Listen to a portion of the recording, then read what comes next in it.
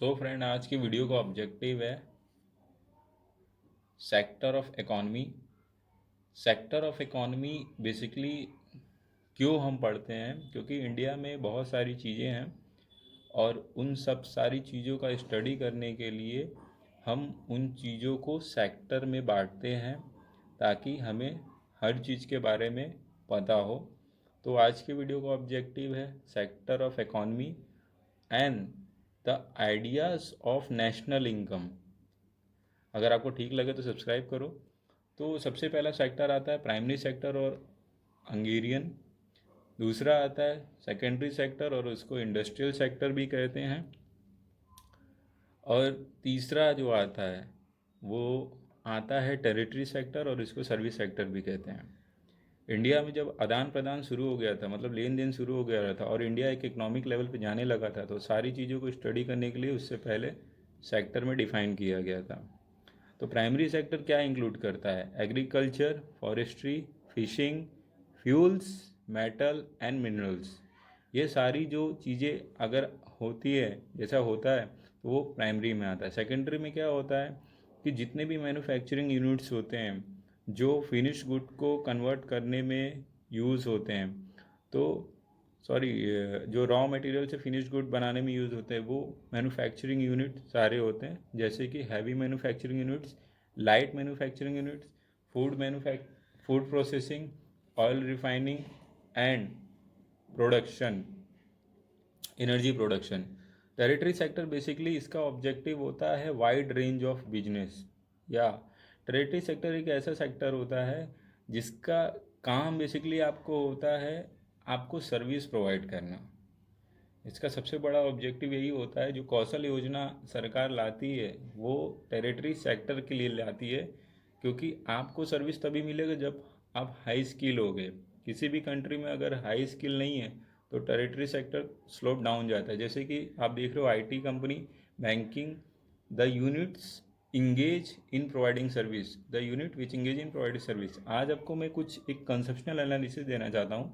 आप ये सब जान गए, लेकिन आप डिसाइड कैसे करोगे कि कौन सी कंट्री कौन से सेक्टर में आती है, ये इंपॉर्टेंट है। लेकिन उससे पहले कुछ बातें जो आपको जाननी चाहिए। जो डाटा मैं अभी आपको डिलीवर कर रहा हूँ, ये डाटा आपको समझाने के लिए है। एग्जैक्ट डाटा में भी ऐसा ना हो तो भी आप ये डाटा बस स्टडी और एजुकेशन पर्पज़ के लिए है।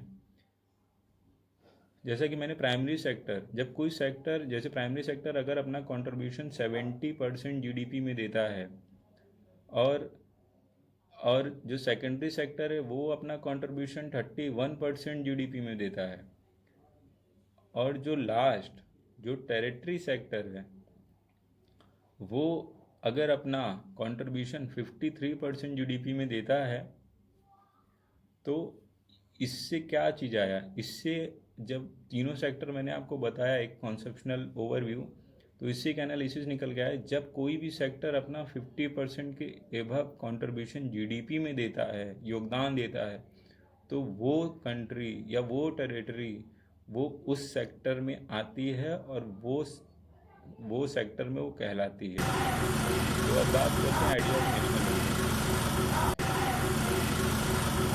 सबसे पहले नेशनल इनकम क्या होता है? जैसा कि वर्ड डोनेट कर रहा है इनकम। अगर आप किसी के बारे में जानना है या कंपेयर करना है तो आप कैसे करते हो? इनकम से। तो basically national income is nothing but a common tool of economic prosperity.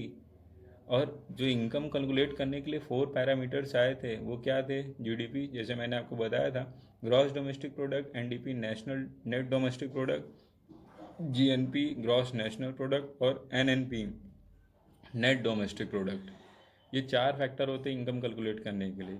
अब बात करते हैं जीडीपी क्या होता है। GDP is the value of all final good and services produce with in a boundary of a nation during 1 year period. एक साल में जो आपके बाउंड्री के अंदर फिनिश गुड प्रोड्यूस होता है, कंज्यूम होता है, उन सब का रिकॉर्ड जीडीपी में आता है। क्या इंक्लूड करता है? Final good value added by production only.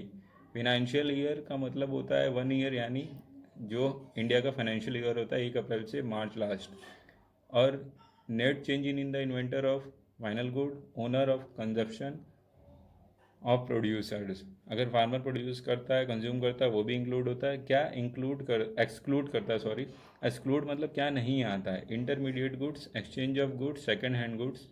Intermediate का मतलब होता है अभी फिनिश गुड में कन्वर्ट नहीं होता, स्टील है लेकिन अगर उसका कोई सामान नहीं बना है तो वो इंक्लूड नहीं होगा। Exchange of good, second hand, अगर आप लैपटॉप यूज़ कर रहे हो उसको सही करवा के मार्केट में बेच दे रहे हो तो जीडीपी उससे इंक्लूड नहीं करता है, मतलब नहीं लेता है।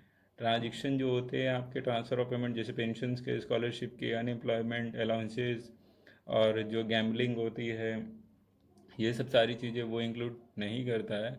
जीडीपी के बारे में जो बेसिकली एक फंडामेंटल होता है कैलकुलेट करने का, वो C+I+G X-M होता है। C for stand for consumption, I for investment, G for the government expenditure, X for the export, M for import. It usually calculate होता है एनुअल बेसिस में, लेकिन कोर ऑफ सेक्टर को फाइंड करने के लिए क्वार्टरली बेसिस पे भी इसको लाते हैं। फिर बात करते हैं एनडीपी, नेट डोमेस्टिक प्रोडक्ट। ये जीडीपी माइनस डिप्रेशिएशन होता है। आपको एक बात हमेशा ध्यान रखनी चाहिए कि एनडीपी जो होता है वो कभी भी you will always be lower than GDP. और एक बात याद रखो आप कि जीडीपी लेते हैं अगर किसी भी कंट्री का डिफाइन करना है इकोनॉमी कि ये ऐसा है, ऐसा क्यों होता है आप जानो। एनडीपी जैसे मैंने बताया, जीडीपी माइनस डिप्रेशिएशन, तो जो वैल्यू ऑफ डिप्रेशिएशन होती है वो हर कंट्री की अलग होती है, इसलिए हमेशा जीडीपी कंसिडर करते हैं एक देश से दूसरे देश का इकोनॉमिक कंपेयर करने में। फिर आता है जीएनपी, ग्रॉस नेशनल प्रोडक्ट, जो कि होता है जीडीपी प्लस एनएफआईए। एनएफआईए क्या होता है पहले ये जान लो, नेट फैक्टर इनकम अब्रॉड। जब जब क्या होता है कि बाहर से जब कोई इंसान पैसा कमाता है और वो इंडिया में भेजता है तो वो जो कैलकुलेशन होता है वो आपका जीएनपी में आता है।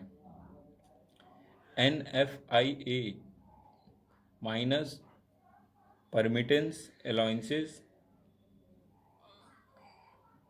एनएफआईए क्या इंक्लूड करता है? प्राइवेट रेमिटेंस, और जो कि इंडिया की पॉजिटिव है, इंटरेस्ट लोन जो कि निगेटिव है, और ग्रांट जो कि पॉजिटिव है।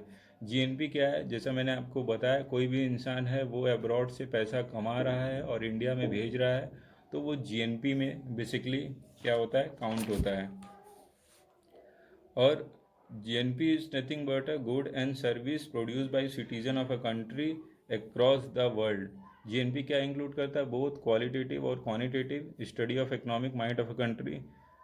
जैसा कि आपको मालूम है कि वो क्वालिटेटिव भी देखता है, क्वांटिटेटिव भी देखता है। एनएनपी क्या होता है? नेट नेशनल प्रोडक्ट, कंट्री का इनकम कितना करती है वो बताता है। और साथ ही साथ आपका इससे पर कैपिटा इनकम भी आप फाइंड कर सकते हो। अगर एनएनपी है उसको डिवाइड कर दो पॉपुलेशन से, तब। तो बेसिकली उम्मीद करता हूँ आपको ये वीडियो पसंद आया हो। मैंने कोशिश की है आपको बताने की।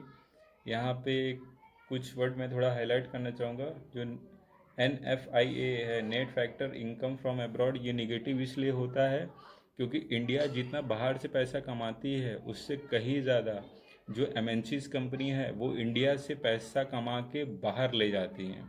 इस वजह से एनएफआईए निगेटिव होता है। उम्मीद करता हूँ आपको वीडियो अच्छा लगे। Thank you.